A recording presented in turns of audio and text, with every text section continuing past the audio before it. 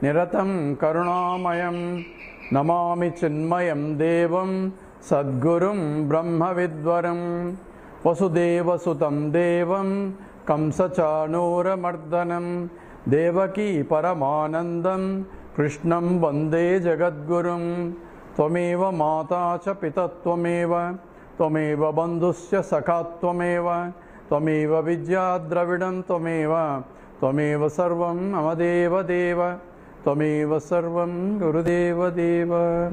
Hari Om. We are looking at the sloka 99.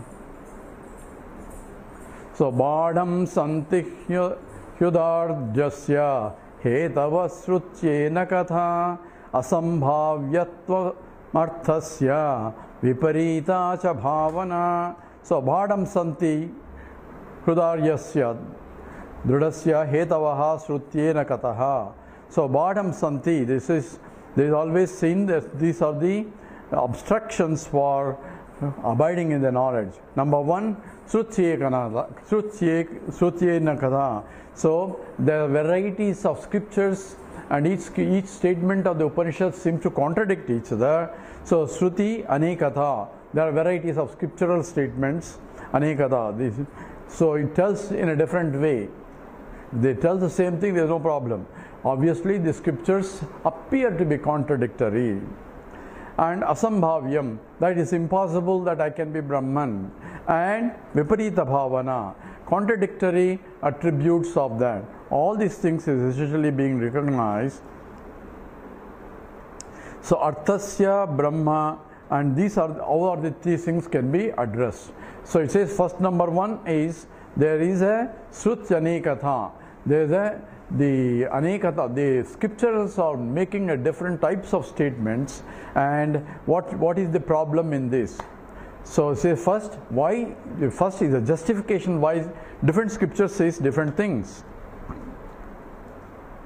This is Shakha Bedat Kama Bedat Shakha Bedat Kama Bedat Srutam Karmanyanyadha Sutam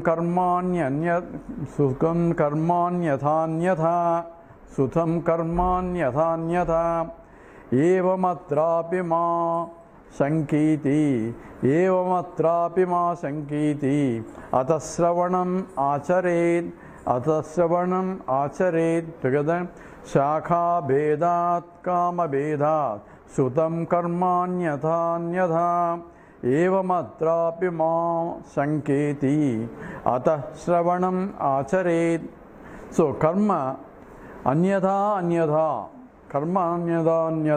So there are varieties of different karmas are prescribed in the Upanishads. So Vedas have two parts. One is karma kanda, another is called jnana kanda.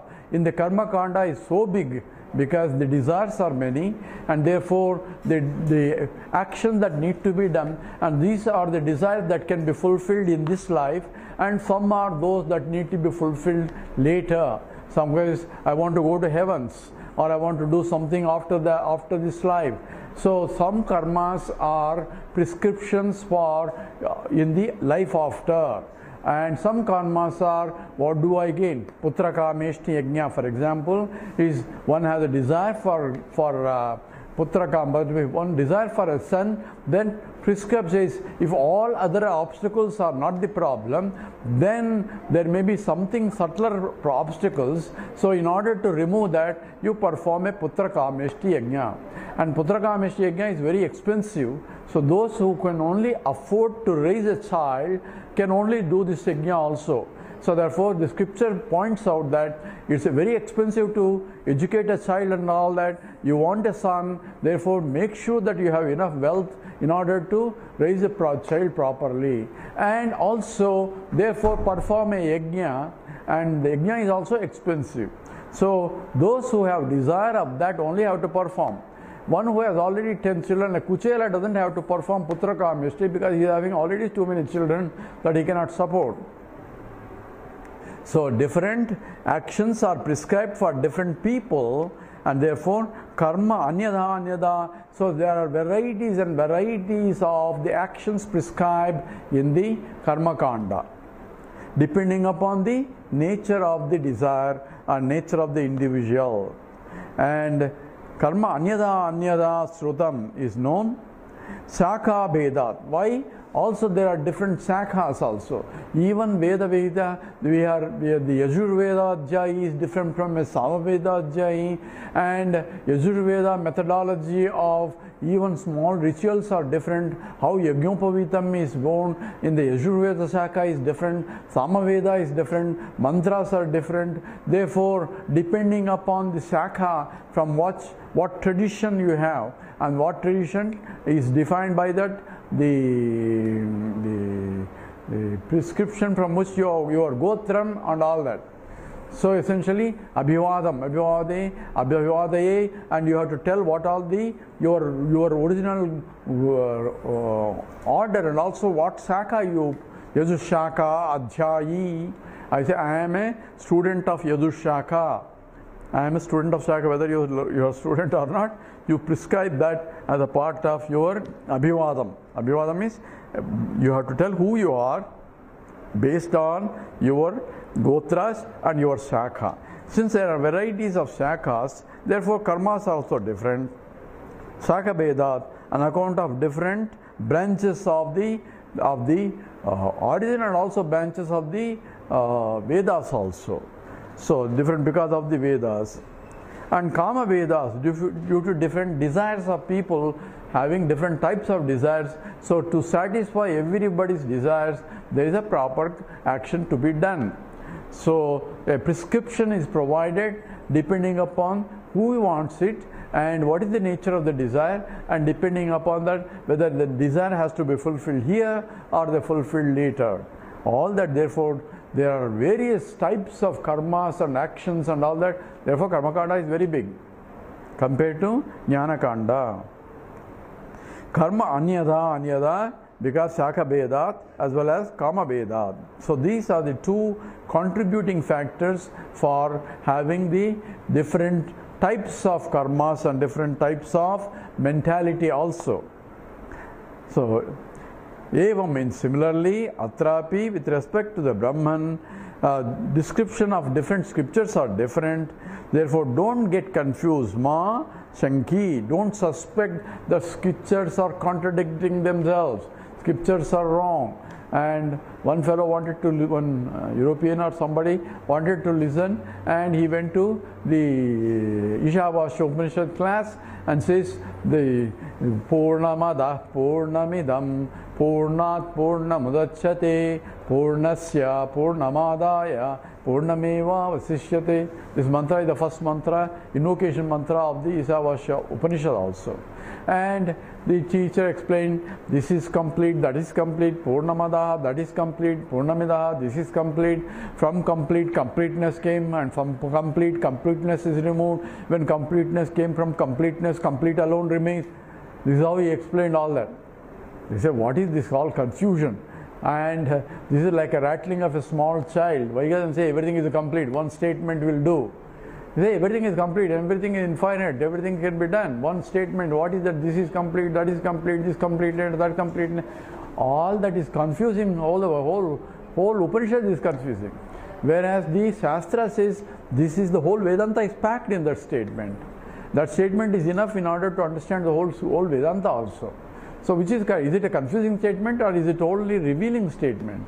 So that depends upon proper interpretation is required.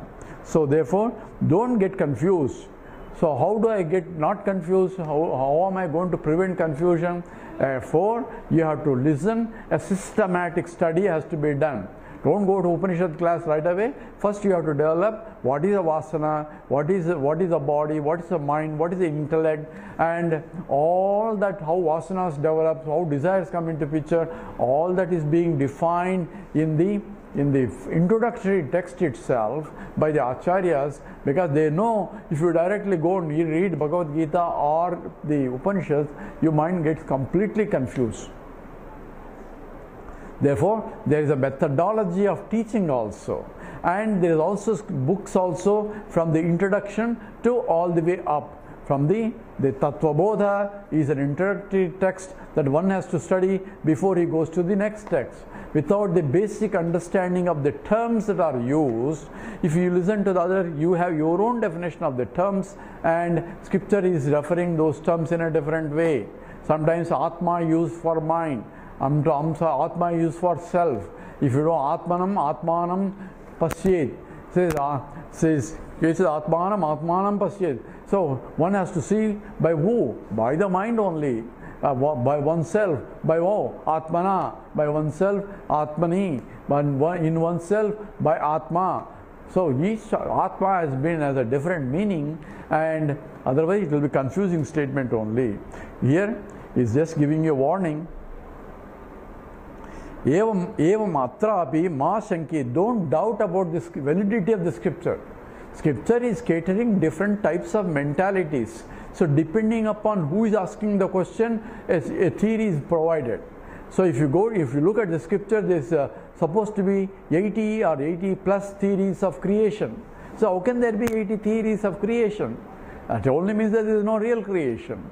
So a theory is provided to satisfy the mind, so that the mind is now ready to inquire until he understands that there is no creation itself.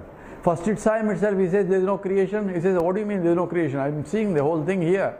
So therefore a mind has to be trained, and that's why scripture says you go do upasana, you do the dhyanam, you do prayer, you do all the rituals until the maturity of the mind has come. Then it says don't do any more of that, because nedam yadidam upasate says that yan manasa na manute enahur manomatam tadeva brahmatvam vidhi nedam yadidam upasate.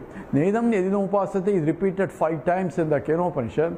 Says what you have been doing as a worship and all that in the ritual, morning and evening and going to temple, all that, that is not God. That is God until you prepare your mind. Then you have to go beyond that concept, even though that is also God, but it is nothing is gone. It is not just that. It is something. What is God then? It says now you contemplate inside your own mind that because of which I can think, and not what I think, because of which my mind can think. And manasa na manute enahur manomatam, that because of which I have a capacity to think. Because I can think only because I am alive. But what is life? We don't know. Inquire that. That is Brahman. So essentially, it tells you redirect the mind to higher and higher, and therefore you have to discard the previous teachings only because the mind is now prepared to go higher. You learn quantum mechanics and reject the classical mechanics to apply the finer particles, because that is where required, and doesn't mean that the classical mechanics is wrong. Classical mechanics cannot be applied to finer particles, and that's what is essentially one has to understand. So here also we learn even in physics we learn Rutherford model, and then they say that's not right, we go to the Bohr model and so on. So why we have to study the Rutherford model? If it is wrong, we can directly go to Bohr model or something. Says you need this to appreciate the other one, and what is the wrong part of it, why Rutherford made an assumption which is not really valid, that becomes a finer detail and the mind can appreciate also. So that's what is required as a adhyaropa apavada. This is what called adhyaropa apavada, where you are taught up to this and reject that and go to finer details. And that's why no ma shanketi, don't doubt about the scriptures. Ataha sravanam achare, therefore iti ataha, therefore sravanam achare. So constantly listen to scriptures, and that's very important. So even though you know already, you have to go and listen to the scriptures, because that provides you now not knowing new things, but keeps the mind in that order. And that is very important. So Srotavya should continue until the mind cannot listen anymore. That means the mind is not there anymore. So we'll go to chant 101. Vedantanam aseshanam, Vedantanam aseshanam, Adimajjavasanataha, Adimajjavasanataha, Brahmatmanyeva tatparyam, Brahmatmanyeva tatparyam, iti dhi sravanam bhaved, iti dhi sravanam bhaved. Together. Vedantanam aseshanam, Adimajjavasanataha, Brahmatmanyeva tatparyam, iti dhi sravanam bhaved. Here says aseshanam. So the aseshanam means it is including everything. It is Vedantanam, statements of the Upanishad. Adi Madhyavasanam, beginning, middle and etc. You have to continuously study this. And Brahma Atmani, that oneness of Brahma and Atma. So evam tatparyam, and what is the essence of the tatparyam? This is the nature of the meaning of the Upanishad. Iti dhihi, that has to be understood, and that it becomes a Sravanam Bhaved. That becomes the Sravanam. Sravanam means essentially the listening to the scriptures becomes constant listening of the scriptures has to be understood. So according to the Advaitic tradition here, he says Brahma Atmani Eva, Brahma Atmani Eva. So Brahman is nothing but Atma. That is the Tatparyam. Tatparyam is essentially, that is the essential meaning of the Vedanta. So Vedanta, the Upanishads are so many. So in the varieties of Upanishads, what is the essential teaching of the Vedanta? It says Aseshanam, Vedantanam, and what is the essence has to be understood in all statements is Adi Madhyavasanataha, whether it's a beginning, end or anywhere, whatever Upanishad you study, is Brahma Atmani, the oneness of Brahman and Atma, Eva Tatparyam. This is the essence. How do you know this is the Tatparyam? So Tatparyam, what is the essence? Because now we are talking about this is the essence. We have several Acharyas interpreting the Vedanta and each bringing out different Tatparyam. This is another confusion also. Now, should we follow a Advaita philosophy? Should we follow Visishta Advaita philosophy? Should we follow the Advaita philosophy? What should we have to do? So rule of the thumb is you follow whatever you have come with until you start questioning it and realizing what is more important. Then your mind has to be called Swadharmam. Swadharmam is where you are having a capacity to analyze the situation and come up with what is the right one. Then you follow that. Until then, you follow your tradition. That is the accepted methodology of Vedantic methodology. So, whatever the tradition you are brought in, you follow it until your mind can question. Then you have to understand and logically and shastram wise and able to think independently along with shastra. Then you have to get Tatparyam. Tatparyam means the essential meaning of the because different Upanishads are telling different things, but there has to be samanvayam, self-consistency that has to be extracted out of the different statements, because the statements are done by different teachers to different students depending upon the student's background. So therefore, considering the student background, then the teacher teaches and he may teach the different things, because you won't have the same medicine for everybody even though doctor is the same. So even the doctor is same, because of the symptoms you have, depending on that you have to treat properly. Just because doctor is the same, every patient should get the same medicine, it's not that way. So Tatparya means you have to analyze the system and then come up with the solution. So here, what determines the Tatparyam? Tatparyam is essentially Mimamsa. Mimamsa is inquiry. Proper inquiry has to be required. That's why Acharyas have done it. And you go along with the Acharyas and see what is that really appeals to you, also your mind. And that involves, there are standard steps involved in the Tatparya Nischayam. One say what is exactly involved? You say Upakrama, Upasamhara, Abhyasa, Apurvata, Arthavada, and Phalam and Upapatti. These are the steps involved.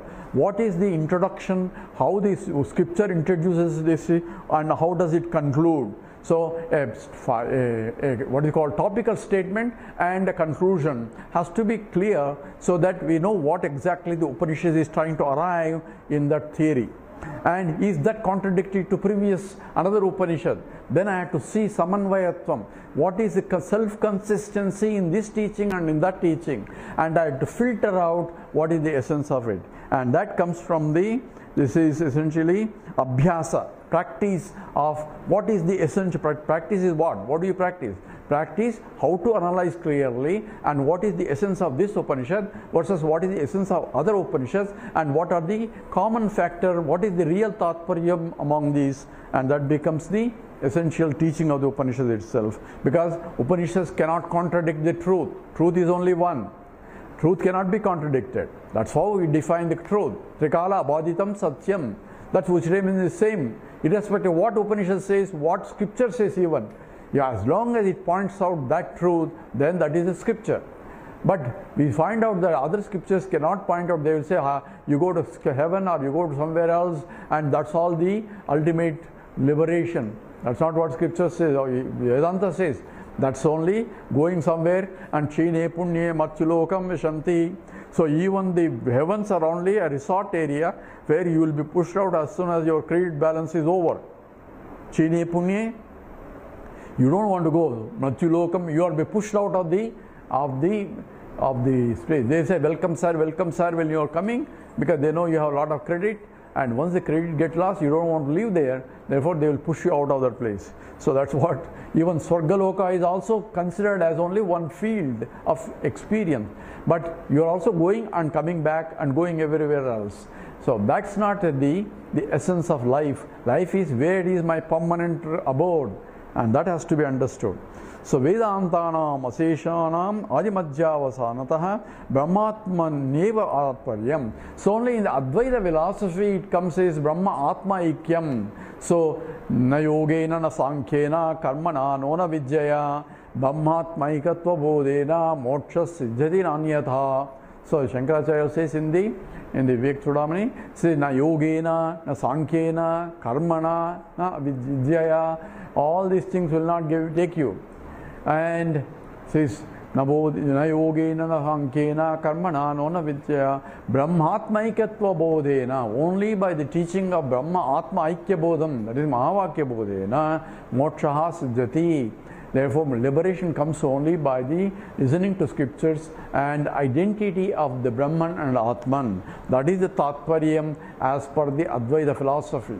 For other philosophy, they are different. So what should I follow? You follow that if it appeals to you, until you realize that that's not the right one. Why Visishta Advaita cannot be wrong, cannot be right, or Advaita? For that, you should have a clear mind to think and analyze clearly. So how do I reject those things and come with this Brahmatmaika Bodha? Because what is the problem? The fundamental human problem or Jiva problem is Desa, Kala, Vastu, Parichinnatvam. I am limited space-wise, time-wise and object-wise. That's my problem. Why do you say that you are limited by that? Because I am going after trying to gain something, all the time trying to acquire this, and I will not stop until I acquire the whole universe. I will never acquire the whole universe, therefore this struggle will go on. So because I feel I am limited, so therefore limitation of myself by the time-wise, space-wise and object-wise is a fundamental problem, and therefore the problem can only be solved when I am not limited by space, I am not limited by time, and I am not limited by object. So the moksha, the liberation, should be a freedom from limitations of space-wise limitations. So if I go to Vaikuntha, that means I am not here and I am only there. So obviously it's space-wise limited. So it cannot be object-wise limited, because there is all jivas there also. I am different from him, I am different from him, I am different from so many people. And everybody wants to serve Lord. And therefore I am in the back, because there are some people very close to Lord and some people are behind the Lord. So therefore all these differences are still existing, and all we are doing is I am still limited by space-wise, time-wise, object-wise. And you may say that I am going to be happy because I am in Vaikuntha. The statement is unhappiness comes because of Dvaita. Dvitiyatvo bhayam bhavati. That's the scripture. Any speck of difference will cause a problem. I don't have any problem in deep sleep state because there is no second. I am only one in the deep. So experience also says that any duality causes a problem. Any Dvaita causes a problem. Whether it's in the Vaikuntha or in the Bhuloka, any duality, because I am different from that, therefore all problems starts. So when I am in the deep sleep state, there is no problem because there is no duality whatsoever. I am by myself and there is nothing else other than myself. And that's why everybody likes to go to deep sleep state because they are happy state. But I am still, desires will make you get up in the morning to go run after objects. That's a different story. So, Tatparyam, the essence of the meaning of the Upanishads has to be extracted by proper analysis. Iti dihi sravanam bhavet. For that only, you have to listen to the scriptures. Your first objection is, there are varieties of Shastras. And Upanishads teach differently for different Upanishads. And one has to come up with the essence of all the Upanishads, say this is the essence of all Upanishads, because the truth has to be the same. So therefore, for that Tatparyam, to extract the essential meaning, one has to do Sravanam. Listen to scriptures. How long? Until you are completely clear. No doubts about it. So that's the one obstacle that was. So the first objection was this, because the scriptures are telling me so many things and each scripture is contradicting other scriptures, and that causes a problem for people to realize. I don't know which one to believe, which one not to believe. Along with that, now we have different acharyas telling different things. All you need to do in the Kali Yuga is do bhajan only. You realize. If bhajan is the only thing, why do I have to study all these scriptures? He says that bhajan only purifies the mind. Satsangatve nissangatvam. But after that, the purification of the mind, you have to inquire what is the nature of the truth. Because Krishna says, who are my bhaktas? Artha, Artharthi, then Jignasu, who has the inquisitiveness to know the truth. He is a higher bhakta compared to the fellow with a big list of, I want this, oh Lord, give me that. And the highest one is Jnani. Jnani is the one who knows the absolute truth. And therefore, the bhakta also has to evolve in the process. Let's do the next sloka. Samanvayadhyaya etatu. Samanvayadhyaya etatu. Sutram dhiswasthakaribihi. Sutram dhiswasthakaribihi. Tarkai sambhavan arthasya. Tarkaihi sambhavan arthasya. Dvitiyadhyaya irita. Dvitiyadhyaya irita. Together. Samanvayadhyaya etatu. Sutram dhiswasthakaribihi. Tarkaihi sambhavan arthasya. Dvitiyadhyaya irita. So here says that's what is the Brahma Sutra does. What does Brahma Sutra do? It takes out different scriptural statements and come tat samanvayat. He says, what is the coherent statements that is possible across all the Upanishads together? That's why Brahma Sutra has to be studied and to extract the essential meaning of that. But even Brahma sutras are very condensed, like mathematical equations in a condensed form, and there are 10 acharyas defining 10 different things starting from the same different Brahma sutras also. Adhato Brahma Jignasa is the very first statement of the first sutra. Then, therefore, inquire into Brahman. If that is a statement, but different acharyas provide a meaning for what is Atha, what is Adhato. Thereafter, inquire into Brahman. Thereafter means whereafter.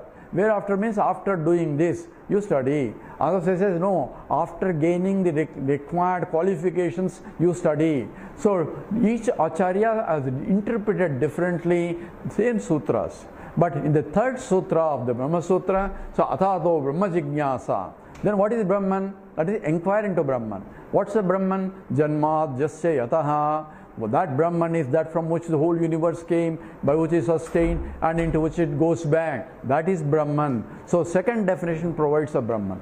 But different Upanishads all they defining differently, because Sat is Brahman, Chit is Brahman, Ananda is Brahman, then which is Brahman? So Tat Samanvayat, there is a Therefore, a coherency has to be there.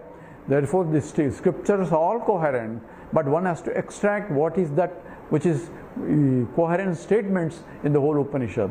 And that's how you arrive at Aham Brahmasmi, Tattvamasi, because these are statements of the Upanishad. So you have to be careful here how different acharyas interpret the same statements differently. Because in the Upanishads, there are statements that are called the Veda Vakyas. You are different from the God. Those statements are there. God is there, God created and all that. And there are also Upanishads that are called Abheda Vakyas. So Tattvamasi, Aham Brahmasmi, I am Atma, Brahma, Prajnanam, Brahma, all these things are Abheda Vakyas. They are pointing out non-difference between the Jiva and Brahman. They are also there. So, if these both statements are there, is it not contradictory in this Shruti? That's why Tatparyam, what is the essence? So, each Acharya is bringing different Tatparyam. Tatparyam means what is the essential meaning of it. So, some Acharya says Veda Vakyas are more important, Abheda Vakyas are less important, therefore, Veda Vakyas only one has to do. That is his Tatparyam. So another Acharya says, the Advaita says, Abheda Vakyas are more important and Veda Vakyas are not that important. So you follow the Abheda Vakyas. So all these statements are done. So therefore one has to see what exactly has to be Samanvayam. So in the Brahma Sutras, says Tattva Samanvaya. This is the first Adhyaya. So in the third Brahma Sutra called Samanvaya Adhyaya. So all that statement implies that there is a coherency in the statements of the Upanishad, and one has to look for the coherency. And who is going to look? Acharyas, the one who has wise people who have studied thoroughly not only Upanishads but Vedas and Vedangas, which interpret Vyakarana and other the Tarka Shastram, and everything has been studied. So they use that knowledge to filter out what exactly. Samanvayadhyaya etat sutram dviswasta karibihi. So etat sravanam samanvayadhyaye, the third sutra of the Brahma Sutra, Suktam described dviswasta karibihi, for those who are deep thinkers of the Upanishads. Acharyas, they have described that the third mantra of the Samanvayadhyaya has defined that there is a coherent. That means scriptures are coherent, not incoherent. So I have to extract correctly. So it says scriptures are also not, you cannot use logic also. That also is defined. You cannot find out the truth by logic. Why you cannot do? It's not the scriptures are illogical. One has to be careful. Scriptures are logical, all right. They follow logic of the scriptures, but you cannot use the scriptures to arrive at the truth. Because there are philosophers who says you have to use the logic to arrive at the truth. But scripture says, Naisha tarke ramatera pareya. Says, by logically I cannot arrive at the truth. Why is so? Why scripture says so? Because any logic depends upon the drishtanta. So any logic has to be established, confirmed by example. Drishtanta means an example. An example is such that it cannot define another logical. It should be based on pratyaksha pramana. So example itself has to be based on higher pramana. Higher pramana is pratyaksha pramana compared to logic. So therefore, then only we accept the logic as long as it is supported by a higher pramana like pratyaksha pramana. So in every anumana pramana, that's called logic, and there is always a pratyaksha pramana supporting that, are called vyapti jnanam. Vyapti jnana means how you are concluding based on what you are observing. That's what Tarka Shastra means. Either a deductive research or inductive based on what I see. So I see smoke, this is a classical example. I see smoke on a distant hill. So I see the hill and I see smoke. Then I conclude that there must be fire there. So how do I conclude? That's what is called logic. Logically I conclude that there must be fire because there cannot be a smoke without a fire. Yatra yatra dhumaha tatra tatra agnihi. So this statement, because I have observed in the past by drishtanta, that like in the kitchen in olden days they used to do the firewood which is sometimes wet and smoke was coming in, and therefore wherever there is a fire there was always a smoke. It's not the other way. Wherever there is smoke, there has to be fire. Not the wherever there is a fire, there need not be smoke. But wherever there is the smoke is there, there has to be fire. It's called Vyapti Jnanam. It's called concomitant relation between what you are concluding and what you are observing. So that's called essentially the Tarka Shastra. The validity of Tarka Shastra depends upon the Drishtanta. Therefore, Pratyaksha Pramanam has to be there in order to support the Anumana Pramanam. Therefore, which I cannot see, how can I conclude anything? I cannot have Drishtanta to say, yes, Brahman is there, because Brahman cannot be seen, and the heavens are not there, I have not seen, hells are not there, I cannot see. All this becomes, you cannot logically deduce that. Therefore, the logic has been removed. Tarkaihi sambhavanartha Tarkai Sambhavanarthasya Dvitiyadhyaya Irita. In the second chapter of the Brahma Sutra, the criticism is about the Nyaya and Tarka Shastram. The Tarkikas are being criticized because you cannot deduce logically the truth. Because Nyaya philosophy believes in Tarka. For them, Tarka, logic is important and the scripture becomes a secondary. Whereas the Vedanta says the Shastra becomes important, Tarka is only a supporting. We use the logic, that which is within the scriptures. That which scripture says and logically cannot prove, then we cannot say that the logic is important. Scripture is important, but scriptural logic also is logical also, then one has to find out. Etat Samanvayadhyaye Suktam describe these swastakaribihi, for those who are these, so asta, I mean those who are firmly abiding in the knowledge of all the scriptures and the angas, the vyakarana and etymology, all that has to be understood. Those who have known or deep thinkers are the ones tarkaihi arthasya sambhavana, by reflecting on the statements of pros and cons have been arrived. Dvitiya adhyaya iritaha. It is discussed in the Dvitiya adhyaya. Dvitiya adhyaya is essentially the Brahman is defined as is Janma Jasyataya, so on. In the second chapter, Avirodha Adhyaya, Brahma Sutra, where the logical analysis was also provided.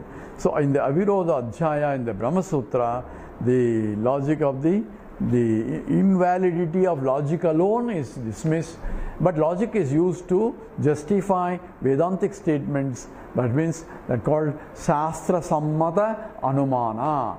In the Anumanam, the Anumana Pramana is a logical analysis, but which is Shastra Sammatam. Within the limits of the Shastra, it is this Shastra has to agree with this Shastram by logically. Therefore, one has to arrive what is the essence by using the logic only. But this is Shastra Sammata logic, Anumanam Pramanam, and that's what being specified here.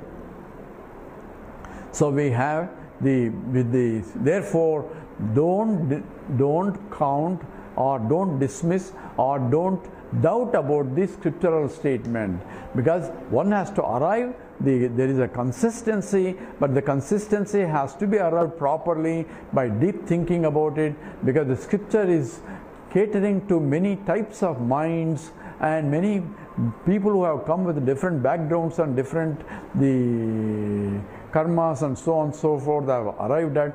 Therefore, one has to be careful, and this. Therefore, you have to listen to again and again. So he is going to discuss again in the next sloka about other obstacles that are preventing this, and with that we'll come back again in the next talk. We'll stop here. Om Purnamada Purnamidam Purnat Purnamudachyate Purnasya Purnamadaya Purnameva Vasishyate. Om Shanti Shanti Shanti. Harihi Om. Sri Gurubhyo Namaha. Harihi Om.